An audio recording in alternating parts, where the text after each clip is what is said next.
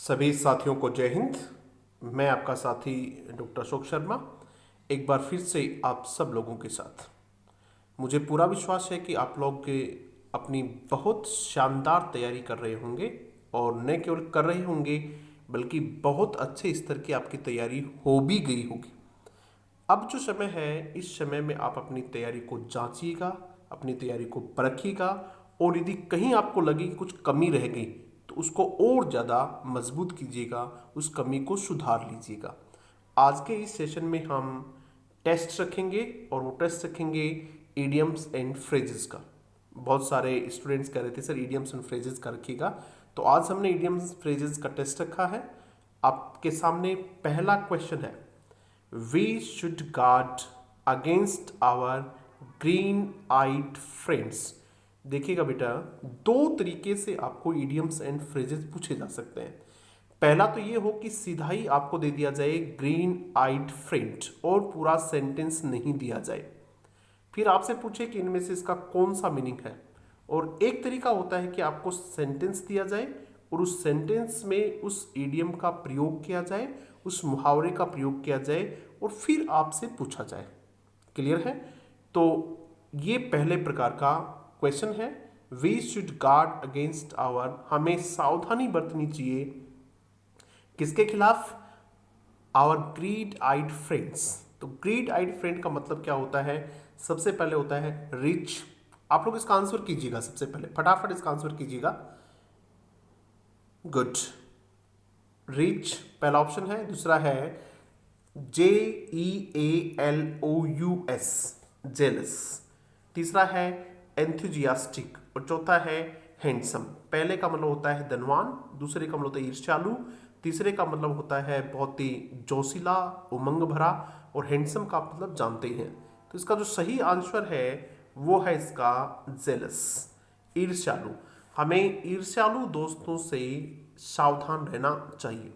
अब इसमें एक चीज और आपको समझनी चाहिए, जो हम तैयारी कर रहे हैं उसमें हमारे फोनेटिक्स का सिलेबस भी है, तो इसका सही ट्रांसक्रिप्शन क्या है आपसे कैसे पूछा जा सकता है? देखिएगा, JEALOUS ये पूछा जाए और आपको पूछा गया इसमें कि ये जो अंडरलाइंड वर्ड है जे, ये कौन सी साउंड को रिप्रेजेंट करता है? ये जे को अंडरलाइन कर दिया और आपसे पूछेगा कि कौन सी साउंड को रिप्रेजेंट कर रहा है। आपके पास जो ऑप्शन है वो ऑप्शन है, पहला ये ऑप्शन है, ये ऑप्शन है, दूसरा ये ऑप्शन है, और तीसरा ये ऑप्शन है, और चौथा ये ऑप्शन है। ठीक है, आप बताइएगा कि इसका अब सही आंसर क्या है। ये क्वेश्चन तो हमने कर लिया, ये क्वेश्चन और कीजिएगा आप लोग, जेलस। तो इसका जो सही आंसर है जे या जी, जब भी जय बोला जाए तो वो सामान्यतया ये होता है। ठीक है, तो इसका सही आंसर कौन सा हो जाएगा? ये इसका सही आंसर हो जाएगा। समझ में आ गया आपको? चलो इसका मैं ट्रांसक्रिप्शन लिख के दिखा देता हूं पूरा। इसका ट्रांसक्रिप्शन क्या होता है? इसका होता है डी जेड, ये जे, ए की मात्रा जे, ले की मात्रा लग जाएगी, सॉरी ले, ए और से, जेलस। ठीक है, ये इसका सही ट्रांसक्रिप्शन है, जेलस। अब और देखिएगा, एक वर्ड और होता है JEALOUS, ये भी देखा होगा आपने, बहुत बार ये वर्ड भी आता है। इसका सही ट्रांसक्रिप्शन क्या है? इसका मतलब क्या होता है? बहुत सी उत्साही, उमंग वाला होता है, उसको जेलस कहते हैं। जील वर्ड होता है, जील, उत्साह, उससे मिला हुआ वर्ड है ये। ठीक है, तो आपको इसका ट्रांसक्रिप्शन बताना है।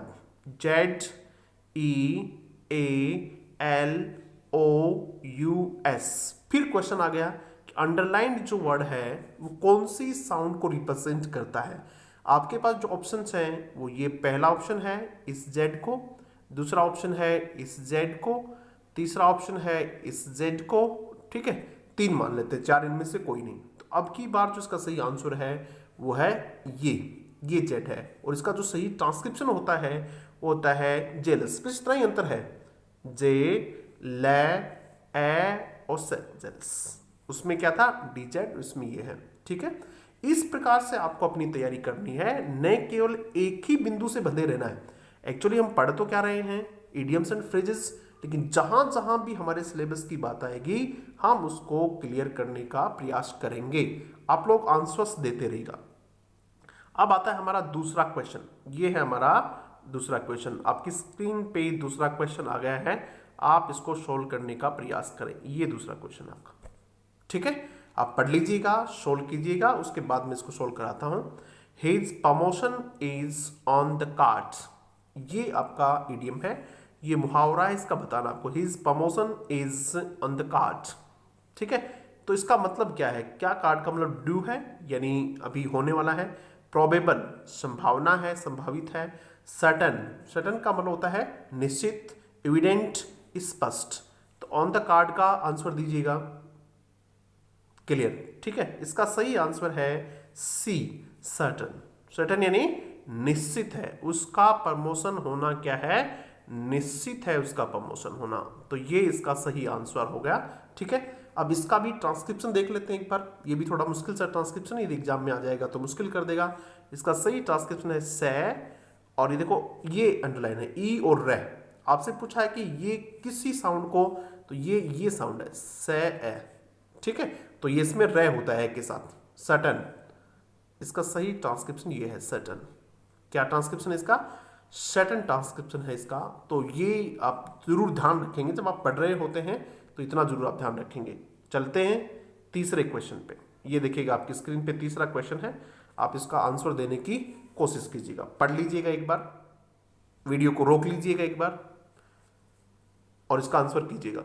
इट वॉज ही, ये वह है, who put A spoke in my wheel, ये वो है जिसने put A spoke on my wheel, ये मुहावरा है। आपको बताना है कि इसका सही आंसर क्या है। व्हील यानी पहिया होता है।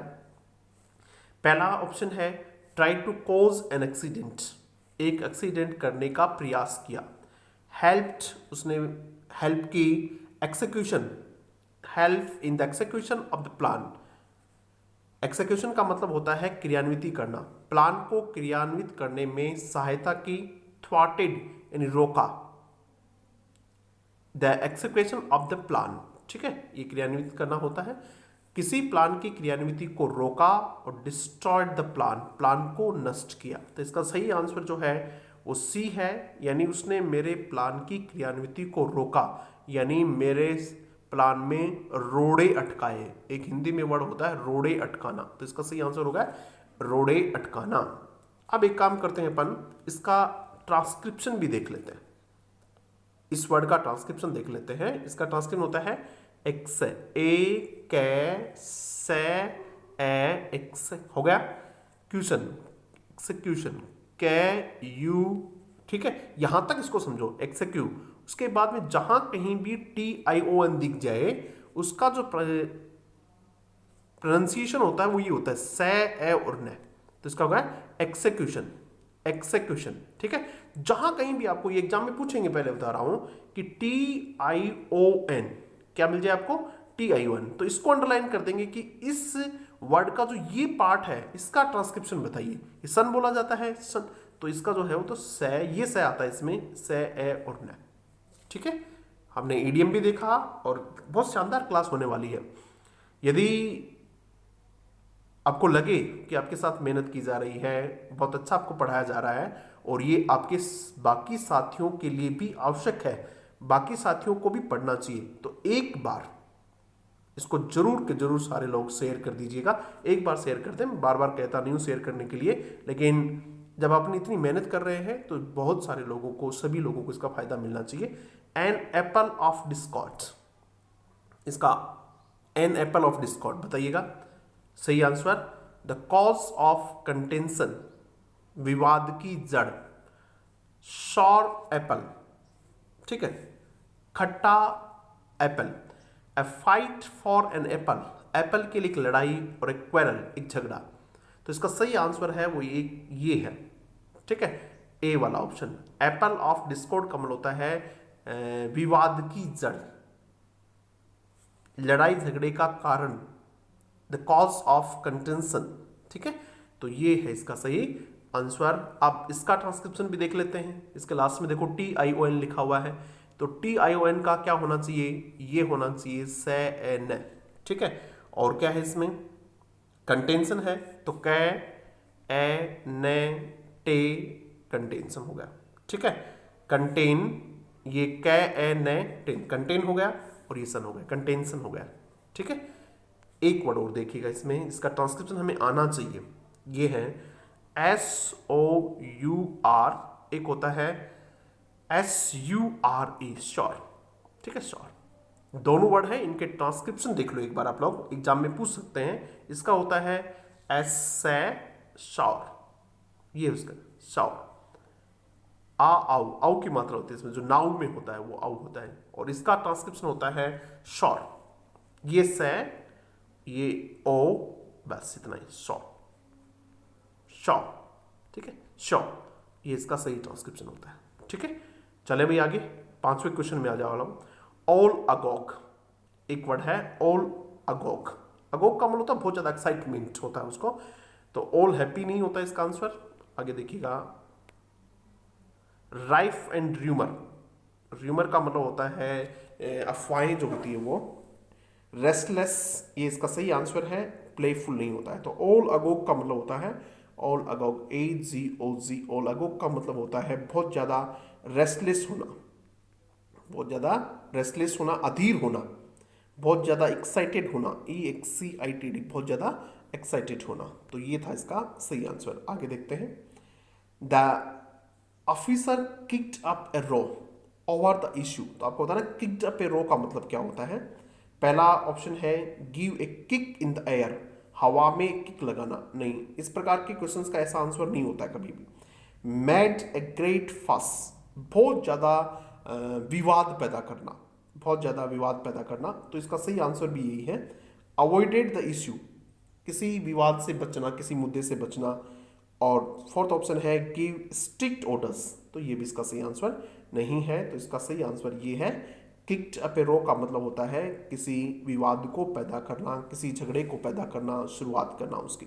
ठीक है, उसके बाद देखिएगा next, the project advanced by leaps and bounds. Answer दो भाई, इसका क्या होगा, फटाफट आंसर दो।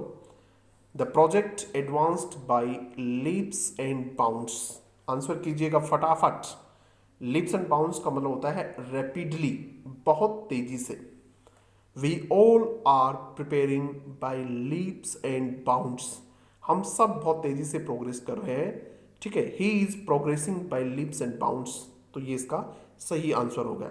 नेक्स्ट पे चलते हैं, ये आपके सामने नेक्स्ट है, फटाफट आप इसका आंसर कर दीजिएगा, ज्यादा समय नहीं लगना चाहिए। He died in harness, he died in harness, इसका मतलब क्या होता है, डाइड इन मरना होता है, सीज टू लिव, जीना बंद कर देना, मर जाना होता है। डाइड ऑफ डिजीज, एक रोग से मर जाना। डाइड फॉर हिज कंट्री, देश के लिए मर जाना। डाइड वाइल वर्किंग, काम करते हुए मर जाना, ड्यूटी पे मर जाना। ठीक है, जो उसको असाइंड वर्क है उस काम पे, जिस तरह से कोई टीचर है तो अपनी ड्यूटी पे खत्म हो जाना, कोई सोल्जर है तो अपनी ड्यूटी पे खत्म हो जाना, उसको कहते हैं डाइड इन हार्नेस। नेक्स्ट देखिएगा, बाय हुक एंड क्रुक, ये क्वेश्चन आपकी स्क्रीन पे है, आप इसका आंसर देंगे by hook and crook. By hook and crook का मतलब होता है कैसे भी करके, चाहे वो अच्छे साधनों से हो, चाहे बुरे साधन से हो, बेईमानी से हो, जैसे तैसे करके, बाय हुक एंड क्रुक, किसी भी प्रकार से। तो उसका अर्थ होता है बाय एनी मीन्स, किसी भी तरीके से। तो ये इसका सही आंसर है। तो अवॉइड टॉकिंग, ये सारे पढ़ने की कोई आवश्यकता नहीं है, इसका सही आंसर है ए। नेक्स्ट देखिएगा, क्वेश्चन नंबर 10, ये बहुत बार पूछा हुआ भाई, आंसर कीजिएगा। पहले तो इसको पढ़ो क्या है ये, फिर इसके बाद आंसर करो इसका। बॉल्ट फ्रॉम द ब्लू, क्या आएगा बताइएगा इसका। बॉल्ट फ्रॉम द ब्लू, पहला ऑप्शन देखिएगा, winning a game after losing many times, किसी गेम को जीतना बहुत बार हारने के बाद, ऐसा नहीं है। समथिंग दैट हैपन्स अनएक्सपेक्टेडली, कुछ ऐसा जो अनायास ही होता है, अचानक ही होता है, अनायास ही होता है, उसको कहते हैं बॉल्ट फ्रॉम द ब्लू, उसको कहते हैं। ठीक है, अनायास, तो इसका सही आंसर ये है। समवन हु रन्स फास्ट, ये नहीं है इसका, और ये भी आंसर नहीं है, तो इसका ये आंसर है बॉल्ट फ्रॉम द ब्लू। किसी की लॉटरी लग गई तो it is a bolt from the blue, कोई अचानक बहुत अच्छी पोस्ट पे पहुंच गया तो ये क्या हो गया, a bolt from the blue. उसके बाद देखिएगा next, beat around the bush, answer करो भाई फटाफट, इसका क्या है? Beat around the bush. फटाफट आंसर कीजिएगा, मात्र 2 सेकंड में आंसर कीजिएगा। बताइएगा। हाइड बिहाइंड ए बुश, एक झाड़ी के पीछे छुप जाना। मेक एक्सक्यूजेस, बहाने करना। एक्सेप्ट डिफीट, हार स्वीकार करना। अवॉइड द टॉपिक, टॉपिक से बचना। तो बीट अराउंड द बुश का मतलब होता है मेन मुद्दे पे नहीं आना, टू टॉक राउंड अबाउट। इसका एक मतलब होता है टू टॉक राउंड अबाउट, इधर उधर की बातें करना, मुद्दे से बचना। अवॉइड द टॉपिक, जो मेन टॉपिक होता है उससे बचना, इधर उधर की बातें करना होता है, उसका मतलब बीट अराउंड द बुश। कई बार हम कहते हैं don't beat around the bush, come to the point directly, सीधा सीधा बिंदु पे आएगा, don't beat around the bush. तो ये हो गया। उसके बाद देखिएगा 12 का, एट द 11th आवर, एक मुहावरा है एट द 11th आवर। फटाफट क्वेश्चन करो भाई, एट द 11th आवर, मात्र 2 सेकंड में क्वेश्चन आना चाहिए। At the last moment, very late at night, रात को बहुत देरी से। At a very odd time, luckily have sufficient time to wrap up things. Wrap up things का मतलब होता है चीजों को समेटने का, इसका मतलब होता है एट द लास्ट मोमेंट, अंत समय में। Eight the 11th moment, 11th our, अंतिम समय में, अंत समय में। जिस तरह से कोई काम होने वाला था, हम वेट कर रहे थे, काम शुरू करने वाले थे, and he came at the last moment, या फिर he came at the 11th hour. तो इसका सही आंसर ये हो गया। उसके बाद देखिएगा, ए फूल्स पैराडाइज। बताओ भी क्या है इसका आंसर? आपकी स्क्रीन पे क्वेश्चन है ए फूल्स पैराडाइज। ऑप्शन पढ़ेंगे, आंसर कीजिएगा। जितने ज़्यादा टेस्ट दोगे, हम कोशिश करेंगे कि आपके बहुत सारे टेस्ट लें, और संडे को एक पूरे राजस्थान स्तर का, पूरे राजस्थान स्तर का एक प्री रीट एग्जाम लें आपका। प्री रीट एग्जाम, तो एक एग्जाम तो कल ही संडे को है, जब आज ये मैं वीडियो बना रहा हूं, तो आज 10 अप्रैल है, कल 11 अप्रैल को ही है एक टेस्ट। तो उसके लिए जिन लोगों ने रजिस्ट्रेशन करवा दिया है उनको कल 10 बजे पेपर मिल जाएगा, और वो अपनी तैयारी को जांच सकते हैं। अ फूल्स पैराडाइज क्या मतलब होता है इसका? देखिए, an average person appears smart in company of fools. एक एवरेज आदमी जो स्मार्ट दिखता है किनकी? मूर्खों की संगति में। स्टेट ऑफ हैप्पीनेस, एक खुशी की हालात, based on persons not नोविंग the things, जो किस पे है, किस पे खुशी की हालत, किस पे बेस्ट है?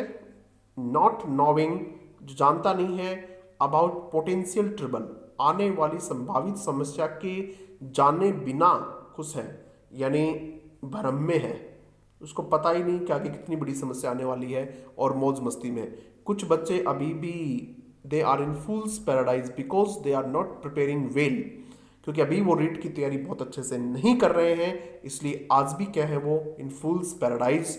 उनको जब रिजल्ट आएगा तब पता चलेगा कि हालत कैसी है। इसलिए you should not be in fools paradise बेटा, you have to work harder. आपको बहुत हार्ड वर्क करने की आवश्यकता है। तो इसका सही आंसर ये है, बाकी इसके आंसर्स नहीं है। नेक्स्ट देखिएगा, टू गिड अप द लॉइंस, कमर कस लेना, इसका अर्थ होता है कमर कस लेना, टू गिड अप द लॉइंस। ये देखो, लॉइन की स्पेलिंग भी LION नहीं है, LOIN है। कमर कस लेना होता है इसका मतलब। To be able to decide, ये नहीं होता है to be unable to decide. To one's likings, अपनी पसंद का होना। टू बी एट स्ट्राइफ, झगड़े में होना, विवाद में होना। और डी ऑप्शन है to prepare for hard work. तो ये इसका सही आंसर है, कमर कस लेना। ठीक है, आप सबको भी क्या कर लेना चाहिए? यू शुड ऑल गिड अप योर लॉइंस। आप सबको भी अपनी कमर अब कस लेनी चाहिए, क्योंकि इंग्लिश में 30 में से 30 लाने ही हैं। ये ध्यान दीजिएगा कि इंग्लिश में 30 में से 30 लाने हैं, उसके लिए आपको बहुत मजबूत तैयारी की आवश्यकता है। और मैं कह रहा हूं बेटा, आप सबके आएंगे, बस आप तो पूरी तरह से अपने आप को झोंक दो इसमें। नेक्स्ट क्वेश्चन है एक्लिक्स हील। एक्लिक्स हील का मतलब बताइए क्या होता है? कई बार पूछा हुआ भी है, इस बार भी पूछ सकते हैं। Achilles heel, a weakness which turns out to be strength. देखो, एक्लिक्स हील का मतलब वीकनेस होती है, कमजोरी होती है, कोई आदमी की कमजोर पॉइंट होता है ना, उसको वीकनेस एक्लिक्स हील कहते हैं। A weakness which turns out to be strength, एक कमजोरी जो बाद में क्या साबित हो जाए, ताकत साबित हो जाए। ए वीकनेस और वल्नरेबल पॉइंट, ये इसका सही आंसर है, कमजोर पॉइंट है। जिस तरह से नहीं कहते कि ये उसका एक्लिक्स हील है, ये उसका कमजोर बिंदु है, दुखने वाली नस है। स्ट्रेंथ विच इवेंचुअली, इन सब को पढ़ने की अब कोई आवश्यकता नहीं है, ये इसका सही आंसर मिल गया है। तो इस तरीके से आज का हमारा ये टेस्ट कंप्लीट होता है। आप मुझे बताइएगा जरूर कि किसके कितने आंसर्स सही हुए हैं। Thank you very much.